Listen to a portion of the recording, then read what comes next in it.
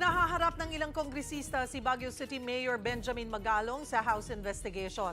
Kasunod ito ng kanyang mga aligasyon hinggil sa umano'y kickback ng mga mambabatas sa flood control projects ng pamahalaan. Yan at iba pa sa pagbabalita ni Gio Robles. Sa mga nakikipagsabwatan upang kunin ang pondo ng bayan at nakawin ang kinabukasan ng ating mga mamamayan. Mahiya naman kayo sa inyong kapwa Pilipino. Ito ang banat ni Pangulong Bongbong Marcos sa kanyang SONA sa mga tiwaling opisyal na ginagatasan umano ang flood control projects ng pamahalaan. Sa panayam sa programang StoryCon ng One News, idinitalye ni Baguio City Mayor Benjamin Magalong na 35 hanggang 40% umano ang kickback ng mga mambabatas sa mga proyekto ng gobyerno. Nagsisimula raw ito sa sabwatan ng kongresista at ng district o regional engineer ng DPWH na pumipili sa proyekto.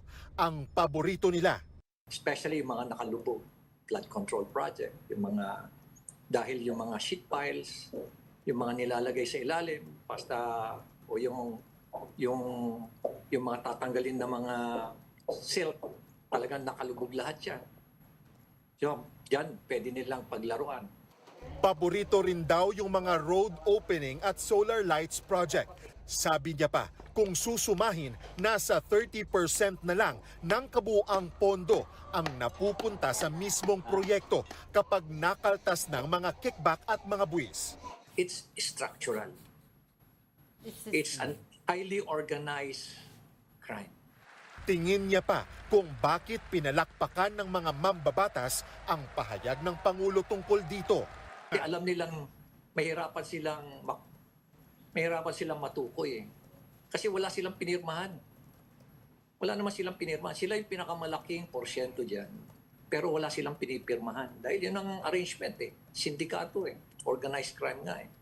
Madadali lang daw ang mga ito kung may kontraktor mismo na lalantad para tumistigo. Hirit naman ni Bicol Saro Party List Representative Terry Ridon, hindi patas na akusahan ni Magalong ang lahat ng kongresista.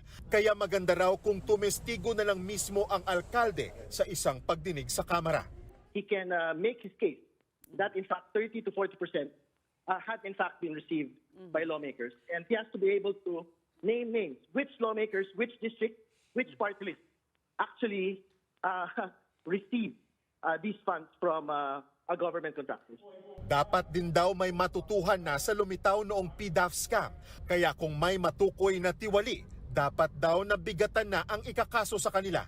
It is true that legislators that were involved in that PDAF scam are basically in the Senate again. But I think if the president actually would want an all-seeking investigation into this matter, there should not be sacred cows.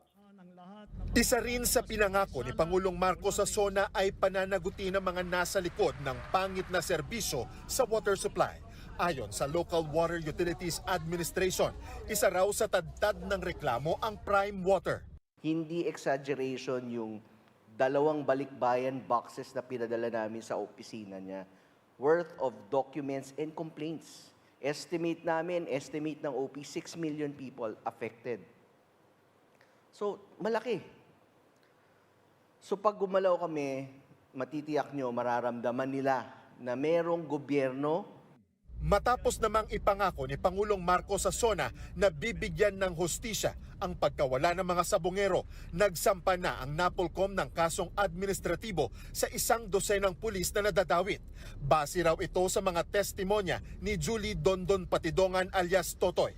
Sabi ng Department of Justice, maglalabas pa sila ng testigo para suportahan ang mga testimonya ni Patidongan ng may matibay umanong ebidensya. Para sa 1PH, Gio Robles, News 5.